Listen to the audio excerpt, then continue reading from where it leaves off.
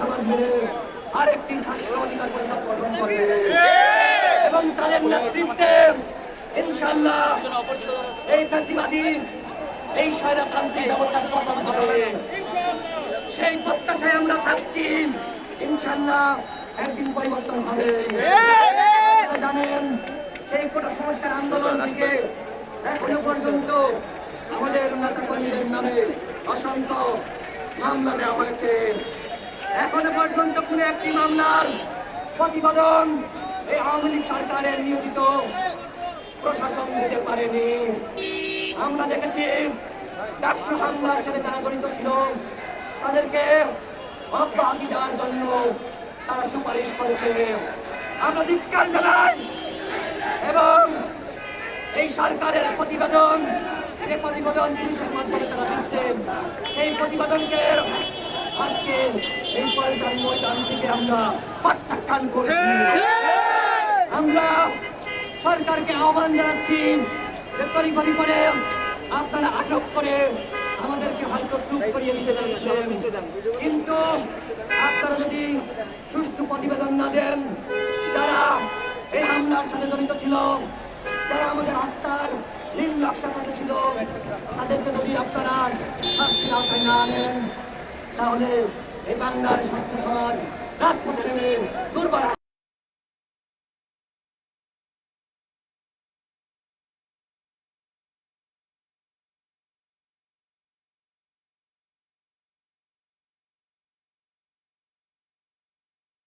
করার আহ্বান জানাচ্ছি। এবং কিছুদিন আগে আপনারা দেখেছেন ব্রাহ্মণবাড়িয়ায় আমাদের ছাত্র অধিকার পরিষদের নেতা কর্মীদের উপরে কিভাবে হামলা চালানো হয়েছিল। এই হামলার প্রতিবাদে ফেসবুক লাইভে বক্তব্য দেয় দুর্লাক্ষের বিরুদ্ধে এই সরকারের ইচ্ছায় রাষ্ট্রদ্রোহ মামলা দেওয়া হয়েছে। আমরা এই মামলা প্রত্যাহারের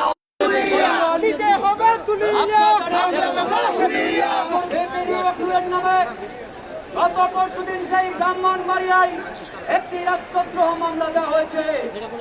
আজকে এই আওয়ামী লীগ সরকার ইতিহাস থেকে শিক্ষা নেয় না। আজকে ইতিহাস বলে সেই 1968 সালে পাকিস্তানের সেই আইয়ুব খান সরকার বঙ্গবন্ধুর নামেও রাষ্ট্রদ্রোহ মামলা দিয়েছিল। মামলা খড়কুটোর মতো বঙ্গোপসাগরে ভেসে গিয়েছে।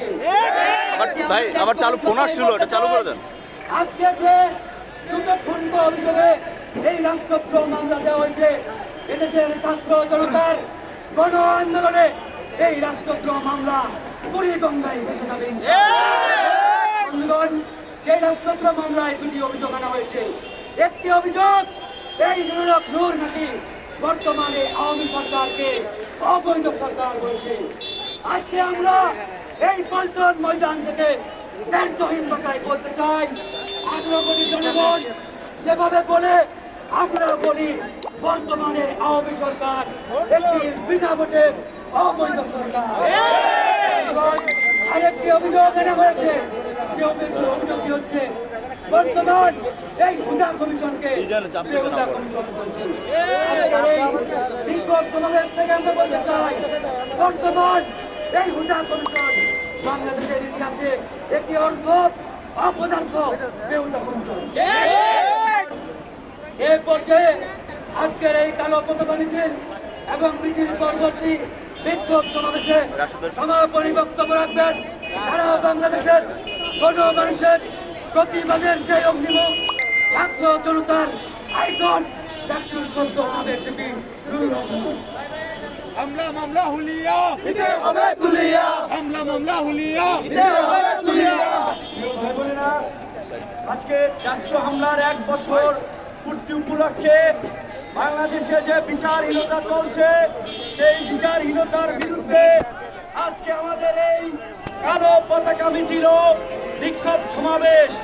আজকের এই কালো পতাকা মিছিল বিক্ষোভ সমাবেশে যারা উপস্থিত হয়েছেন তাদেরকে আন্তরিক ধন্যবাদ ও কৃতজ্ঞতা জানাই। আপনারা দীর্ঘদিন ধরেই পর্যবেক্ষণ করছেন বর্তমান বাংলাদেশের ভোটারবিহীন অবৈধ সরকার, ভিন্ন মতের বিরোধী দলের নেতা কর্মী, সুশীল সমাজের প্রতিনিধি সকলের বিরুদ্ধে মিথ্যা মামলা হামলা দিয়ে তারা আজকে জনগণের কণ্ঠকে দমন করতে চায়। এবং যারা এই অবৈধ ভোটারবিহীন বিদেশি দাবেদারি সরকারের বিরুদ্ধে কথা বলে তাদের বিরুদ্ধে সরকার মামলা হামলা করে থামাতে চায়। আজকের আমাদের এই প্রতিবাদ এই অবৈধ সরকারের স্বৈর শাসনের বিরুদ্ধে। আজকে আমাদের এই প্রতিবাদ এই অবৈধ স্বৈরাচারী সরকারের বিচারহীনতার বিরুদ্ধে। আজকের আমাদের এই প্রতিবাদ দেশে গণতন্ত্র ফিরিয়ে আনার দাবিতে। আজকে আমাদের এই প্রতিবাদ স্বাধীনতার সুবর্ণ জয়ন্তী পালনের আগে দেশে গণতন্ত্র, সাম্য, মানবিক মর্যাদা নিশ্চিত করতে হবে সেই দাবিতে। আজকে আমাদের এই প্রতিবাদ তনু হত্যা, সিনহা হত্যা, বুয়েটের ছাত্র আবরার হত্যা, সাগর রুনি হত্যা, সবাই লাইভটি শেয়ার করেন, সবাইকে লাইভটি শেয়ার করার জন্য অনুরোধ করছি। হত্যাকাণ্ড চালানোর উদ্দেশ্যে হামলা সহ সকল হত্যা এবং হামলার বিরুদ্ধে, বিচারহীনতার বিরুদ্ধে। আজকের এই যারা বাসে গাড়িতে বসে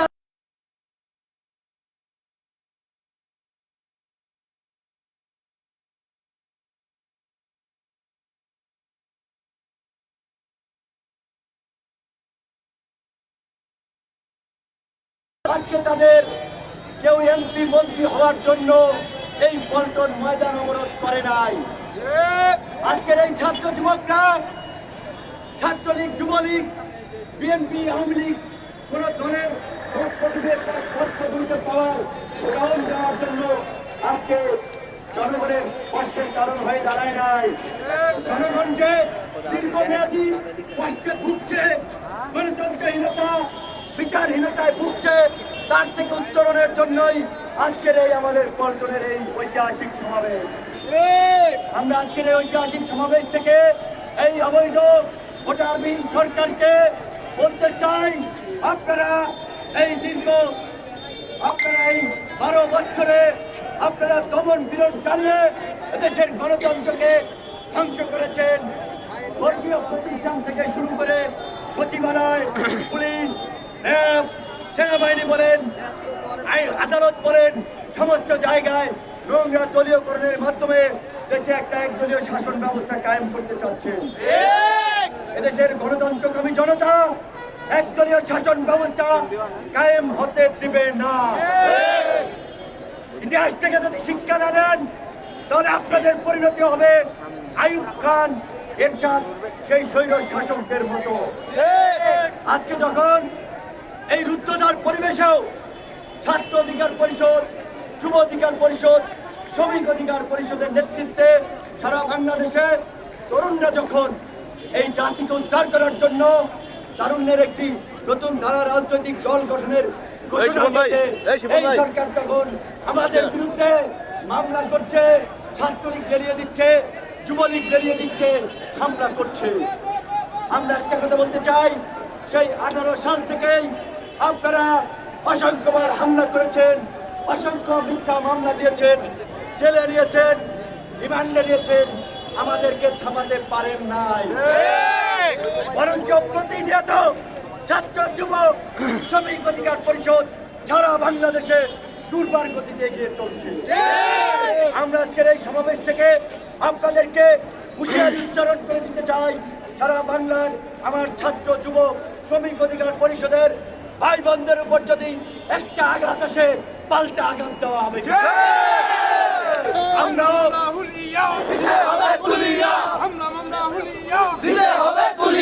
বলতে চাই, আমরা রক্তে মাংসে গড়া মানুষ, আমাদেরও সহ্যের ক্ষমতা আছে।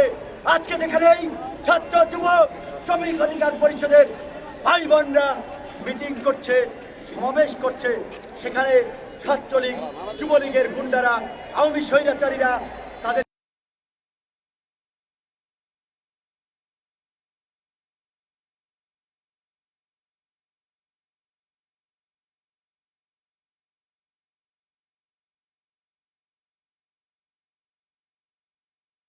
কাজে এই দেশ আজকে কেউ নিরাপদ নয়।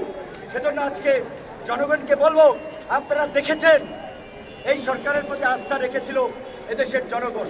তারা বলেছিল দলীয় সরকারের অধীনে তারা একটু আবার সুষ্ঠু নিরপেক্ষ নির্বাচন করবে। আপনারা দেখেছেন কিভাবে তারা জাতির সাথে বেইমানি করেছে, কিভাবে তারা কাপুরুষের মতো রাতের অন্ধকারে ভোট ডাকাতি করেছে।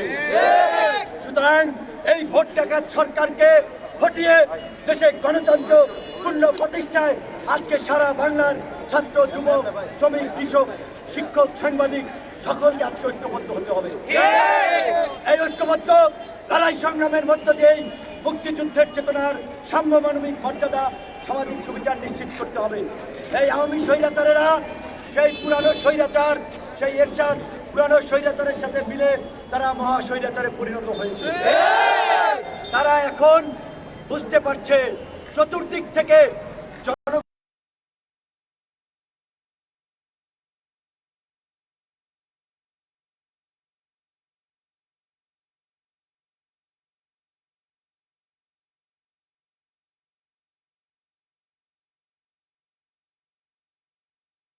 বন্ধ করে দিচ্ছে। যে ওয়াজ মাহফিলের মাধ্যমে মানুষ ধর্মীয় শিক্ষা লাভ করে, মানুষ সংশোধন হয়, আলেম ওলামাদের হাত ধরে তওবা করে গুনার পথ থেকে ফিরে আসে। কিন্তু এই সরকার সুপরিকল্পিতভাবে পশ্চিমাদেরকে দেখানোর জন্য এই দেশে ইসলাম বিদ্বেষ তৈরি করে একটা সাম্প্রদায়িক সংঘাতের সৃষ্টি করেছে। আলেম ওলামাদেরকে তারা কাঠমোল্লা, নেট আছে, নানা ভাষায় গালি দিচ্ছে। এবং আমরা দেখি এই নগরেরই বিনা ভোটের মেয়ররা আলেম ওলামাদের কটাক্ষ করে বলে, তোমাদের বাপ মা তোমাদের পিটাইয়া পাঠাইছে দেখে তোমরা আলেম হইছো। আমি ঘরে বসে আলিম কথা সাহাব করেছো, আমি অনেক শিক্ষা লাভ করছি। আমি বলবো তুমি জালেমে পরিণত হয়েছো। যে কারণে আজকে আলেমদের বিরুদ্ধে তোমরা অবস্থান নিয়েছো। এবং এদেশের অসাম্প্রদায়িক চেতনার সকল মানুষকে বলবো, এই ভোটারবিহীন অবৈধ স্বৈরাচার সরকারের ফাঁদে পা দেওয়া যাবে না। তারা বিভিন্ন সময়ে জঙ্গি নাটক করে পশ্চিমাদের সাপোর্ট নেওয়ার জন্য চেষ্টা করেছে। পশ্চিমাদেরকে বুঝিয়েছে যে এই দেশে উগ্র ইসলামবাদ আছে, আমরাই নিয়ন্ত্রণ করতে পারি। এই জন্য বিভিন্ন জঙ্গি অপারেশন নাটক সাজিয়েছে।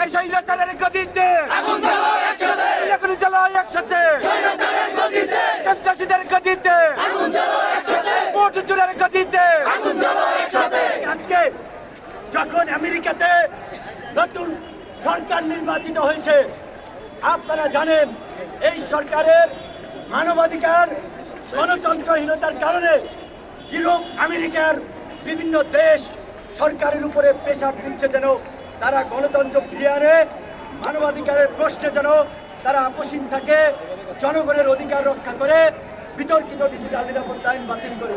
তো যখন সরকার প্রেসার ফিল করেছে, তখন এই পশ্চিমাদেরকে দেখানোর জন্য ভাস্কর্য নাটক তৈরি করে ছাত্রলীগ, যুবলীগ, স্বেচ্ছাসেবক লীগ নামক আওয়ামী পান্ডাদেরকে মাঠে নামিয়ে দিয়েছে।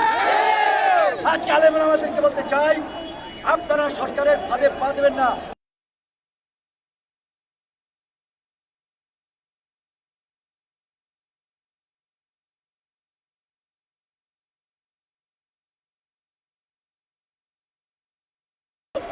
ভাস্কর্য কিংবা শিক্ষানীতির দু একটা দাবি দেওয়া নিয়ে কথা বললে হবে না। সমাজের মানুষের জীবন ধারণের জন্য প্রয়োজনীয় সকল বিষয়ে আপনাদের একটা সুচিন্তিত মতামত থাকতে হবে। এবং বাম, ডান, ইসলামিক, অন ইসলামিক বিভিন্ন রাজনৈতিক দল সংগঠনের ভাই বোনদেরকে বলবো, বর্তমানের এই অবৈধ সরকার ভীত, সন্ত্রস্ত, ক্ষমতা হারানোর ভয়ে আতঙ্কিত, তাই তারা আজকে জনগণের মিছিলকেও নিয়ন্ত্রণ করতে চায়। আপনারা দেখেছেন এই ডিএমপিতে সভা সমাবেশ নিষিদ্ধ করেছে। আমরা ডিএমপির কোনো অনুমতি নিয়ে আজকের এই আমরা কোন সমাবেশ করার জন্য এই ভোটারবিহীন অবৈধ সরকার কিংবা ডিএমপির অনুমতির ধার দাঁড়িয়ে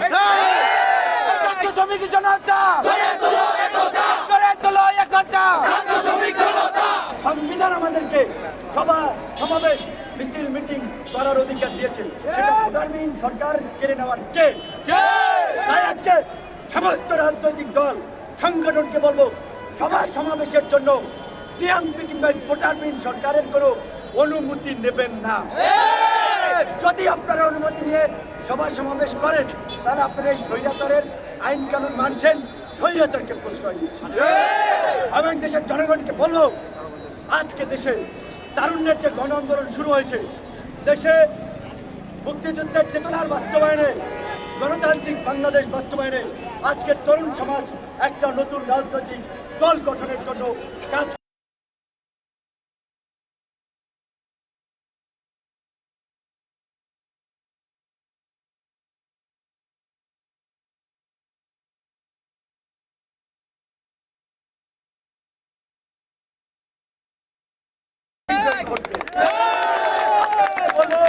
আপনারা ছাত্র যুব শ্রমিক অধিকার পরিষদ, গণ অধিকার পরিষদের নেতৃত্বে সারা বাংলাদেশে গণতন্ত্রকামী মুক্তিকামী জনতা ঐক্যবদ্ধ হন।